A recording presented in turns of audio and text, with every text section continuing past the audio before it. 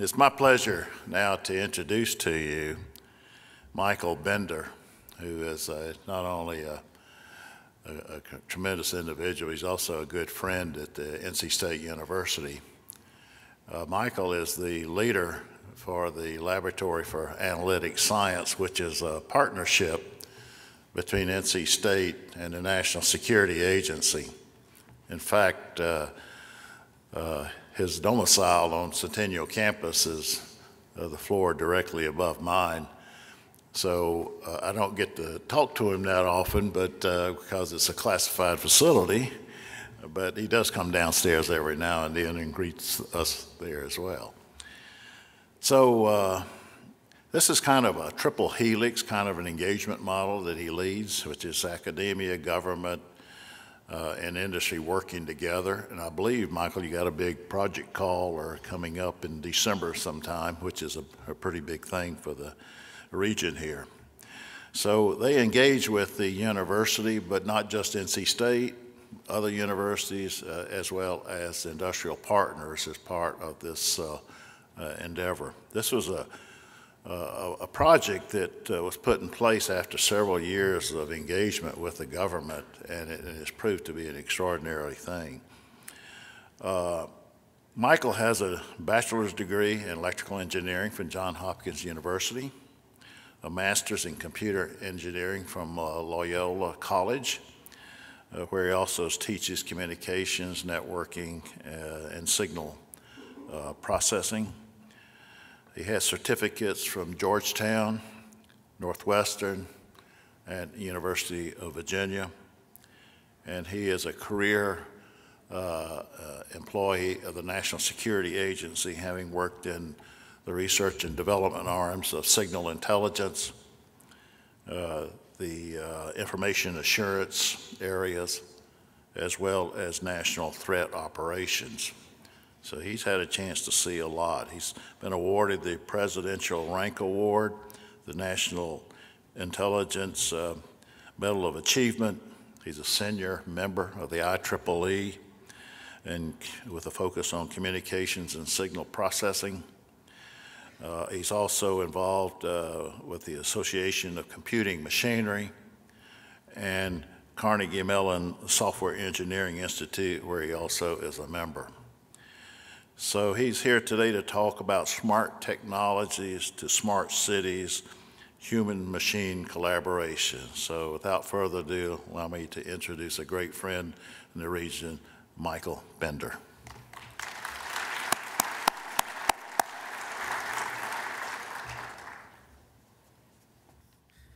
Well, thank you all. I'm really just a regular guy, but I would like to start off to give you some background on why I chose this topic about human-machine collaboration in the smart technologies to smart cities. It's kind of interesting. I mean, most of my entire career has been spent as a technologist working, trying to figure out what's the next technical solution that we can do. A lot of it was data-driven. And a few years ago, probably about 8 years ago, I was assigned to an organization that performed analysis. There were people in that organization. And people would go, technologists would go to the people in that organization. They would say, I got this really cool toy. You're going to love this. It's going to solve all your problems and things like that. But it didn't. And you had to wonder why it didn't do it. And I had this opportunity down here in North Carolina about 4 years ago. I took over as the second director down here. And the interesting thing about it was, as Dennis had mentioned, the lab was set up as a center for a mixture of collaboration between industry, academic, and government. But it was also between researchers, developers, and analysts. And I've learned since then that it's between all of us, between everybody that actually uses the solutions that we have to be able to provide for society, to be able to satisfy our energy needs, our environmental needs, our security needs, and things like that. Last year, my colleague talked a lot about securing smart cities. And I didn't want to just redo that. One of the things I really wanted to hit home was, in my experiences with the lab, was how humans and machines actually collaborate together. One of the things that I wanted to get across to you is that smart technologies like artificial intelligence, machine learning, deep learning, and neural networks are driving a lot of innovations. And these are innovations that we haven't even imagined before. That's in the technology sense. These technologies are revolutionizing things like disease diagnosis, language translation, voice and image recognition. We're starting to see those now appear on the newest front. And that is that those same smart technologies are enabling unimaginable capabilities in smart cities, whether they're smart energy, smart meters, smart transportation, and things like that. Never before have machines been so responsive to humans, nor have we ever been so responsive to our machines. So what constitutes a smart city? It's kind of interesting to think about what this is, but a lot of people think it's just one particular technology that's trying to make an optimization problem, try to take a problem and optimize it to find an effective solution. But in the city sense, what I'm talking about here is the sum of the use cases that are there that can help support, provide the decision support, the business support, the organizational support of all the objectives that we're trying to do in community across the collaboration that we have. We're entering this period in time where smart is the baseline, and everything else is just a part of this big jigsaw puzzle that we have. I don't even understand what the pieces are. I just know that there are missing pieces. And one of the things I want to leave you with today and challenge you with is help us find what those pieces are. Our world is shaped by how people and machines work together and the underlying technology that supports it. The technology doesn't drive where we're headed. It's the people and the need that drives where we're going, and then the technology that supports those types of things. The technology actually provides an opportunity to think of a new world of possibility that we didn't have, and you as people are able to provide new use cases, new insights, innovative ways to be able to do things that technologists hadn't even considered yet before. It helps to create these better cities for everybody, and we have the power to make it happen. So what is the smart city? The concept of smart cities is at the approach towards sustainable and an information-driven society. They promise to serve social, environmental problems by fostering economic growth and resilience. I think about just recently down here, twice in the last month, we've had some pretty nasty disasters with the hurricanes and things like that. And we were trying to reconstruct ways to be able to address displaced people, homeless people, communications, healthcare, how to get the infrastructure and the services back up and running so people could communicate and continue their lives, the healthcare to get people in the emergency services and the crises, the people that were dealing with the crises to the places they need to be at the most effective times that they need to be there to do it efficiently and as cost effectively as possible. The concepts and technologies for planning and realizing sustainable systems not only offer solutions to the city, I'm also learning this even with our lab. What we actually think about here and we conceive in terms of our city may be translatable to other factors within the global society that may not be in the city. And there are also things I want you to consider where just because it didn't originate in a city, we may be able to bring that into the city and make it more sustainable for populations to thrive, to communicate, to grow. And I want you to really try and consider that. When we think about the use cases, I've seen this infographic, and I'm sure many of you have too, but it strikes me because of all of the things that are on there. If you went to the internet and you went to visualcapitalist.com, I believe it's an interactive photo, and you can actually click on that, and it'll tell you more about that. But the thing that I wanted to get across here is that most of the activities that are on here fall into really 5 or 6 categories: smart energy, smart mobility, smart infrastructure, smart public services, and smart care. For energy, I believe the mayor had mentioned earlier, by using renewable energy sources, managed water supply and waste management systems, we can reduce pollution and use less energy. And we'd also be able to mitigate situations where we had spillage and things like that in terms of natural disaster.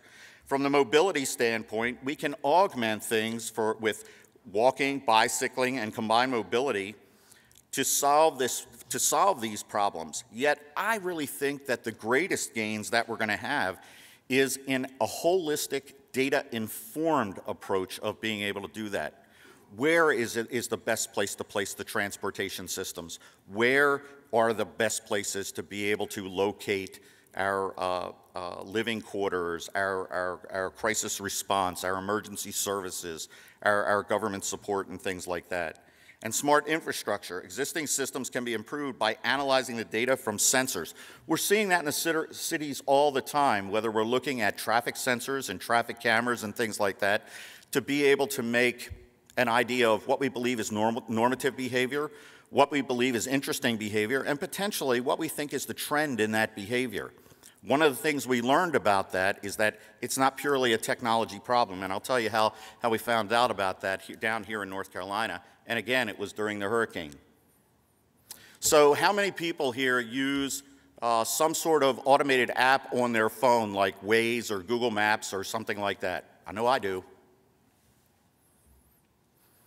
During the hurricane, that was very difficult because the routing algorithms through those systems route you either fastest route or shortest route. They're not routing you on the most through route to be able to get there in a crisis. What we need to be able to do is combine our crowdsourcing opportunity with those technologies together to be able to provide sensing that would allow people to have an idea of where are we going to be able to avoid those bottlenecks, those crisis points and things like that. And perhaps maybe we can actually build some solutions to address where we anticipate those bottlenecks and pinch points might actually be. There are really 3 stages of SMART as I think about it. One is I want to be able to monitor what's going on. This is the normative behavior. I want to diagnose. I want to get an idea of when is it interesting. How do I set up diagnostic analytics to really identify what impacts am I going to have to my performance? And then in terms of predictive analytics. Now, I look at predictive analytics maybe a little differently than some of you look at. I'm not sure that we're actually able to predict what is a possible future, but I do believe that we can fairly accurately project what a number of possible futures are, and then statistically look at them to try and reduce the number to figure out what are the most likely ones we should deal with right now, and what are the most serious ones we should deal with, because sometimes the most serious aren't the most likely, and how we actually do that. And the next thing that we want to try and be able to do is we want to try and be able to heal ourselves, whether we're using some sort of prescriptive means or preventative means or things like that. Those are the types of things that we want to try and be able to do. In many ways, the smart city concept incorporates both advances in human and digital technology, new thinking, and old age city concepts of relationships, communities, environmental sustainability, participatory democracy, good governance, and transparency. Smart city means not only designing cities more meaningfully, both economically and ecologically, but above all, it means people's everyday lives are improved by being able to do it. The technologies that will solve those challenges exist today, and hopefully we'll be able to translate them to be able to solve problems well into the future. The heart of this effort to be able to move to smart cities and the human-machine collaboration is you. You're the heart of what that is. It takes people, data, and analytics to be able to create these solutions. Humans are good at sensing low-level stimuli, pattern recognition, inductive reasoning, multiple strategies, and adapting to hard and fuzzy things. And computers are good at counting and measuring, accurate storage and recall, rapid and consistent responses, data processing, calculation, repetitive actions, but most of these things are simple and sharply defined things. And I don't mean, sometimes they're simple in their complexity, but generally we can identify exactly what those are. What we want to try and be able to do in this realm is to be able to set it up so that we are able to combine what humans do best with what computers and machines do best.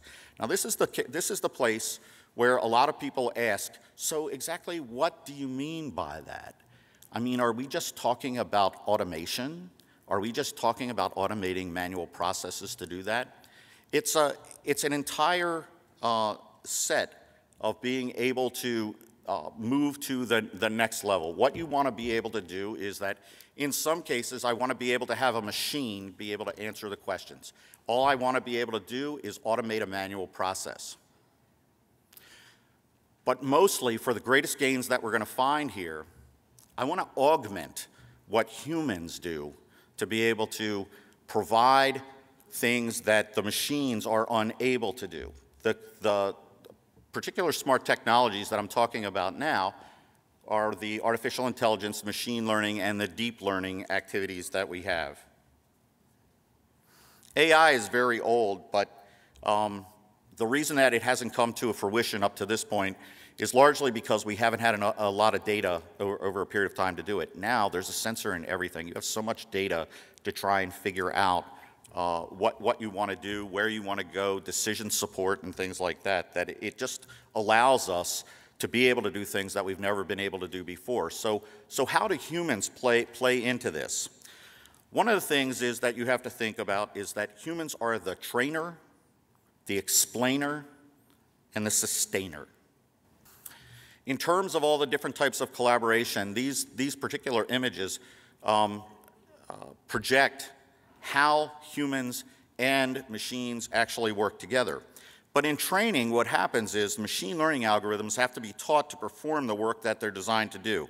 In that effort, huge training data sets are amassed and have to be taught through machine translation apps to handle different types of idiomatic expressions, practical applications, and recommender engines to support the decisions. In addition, AI systems must be trained to best interact with humans.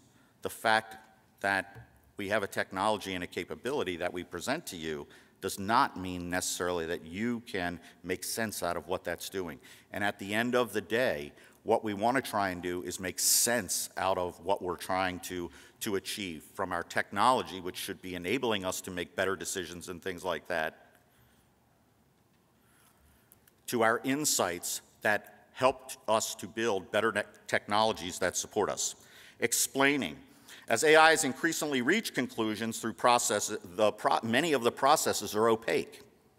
So you don't know exactly what's happening in that black box, and it requires humans to provide a context to explain the behavior to non-expert users and about the algorithms that are in there. These explainers are particularly important in the evidence-based industries and rules-based industries like law enforcement, some in healthcare, transportation, and things like that. Explainers are similarly important to help the law enforcement understand why an autonomous car took actions and led to an accident or failed to avoid one. So we have to take a look at how our changes in being able to enable these technologies to improve our society also how we're going to actually try to be able to protect when they go bad. And sustaining, that's the part that I'm talking about now, is how do we ensure that these technologies will continue to emerge, continue to evolve, and continue to grow to be able to meet our needs. One of the things that I wanted to be able to let you know about was that innovators and decision makers from public and private sectors are gathered here today. Each one of you already has an interest at looking at smart cities and all of the technologies that go under it, all of the interactions, all of the people that are here to do that. And you're going to try and make sense of all of the practical steps taken to apply the smart technologies, to exploit the big data, and deliver more for less. Smart technology and the improved analysis provided by big data has the potential to transform the way our cities meet its core social, environmental, and sustainability challenges of our urban societies. And there's an increasing interest in using smart technologies to do far more for less, helping the cities and local places meet the needs of the citizens and societies more efficiently, and by extension, more effectively. Michael Jordan, I think, said it best when I think about this. Some people want it to happen. Some people wish it would happen. Some people make it happen. You're here today. I challenge you. Let's make it happen. Thank you.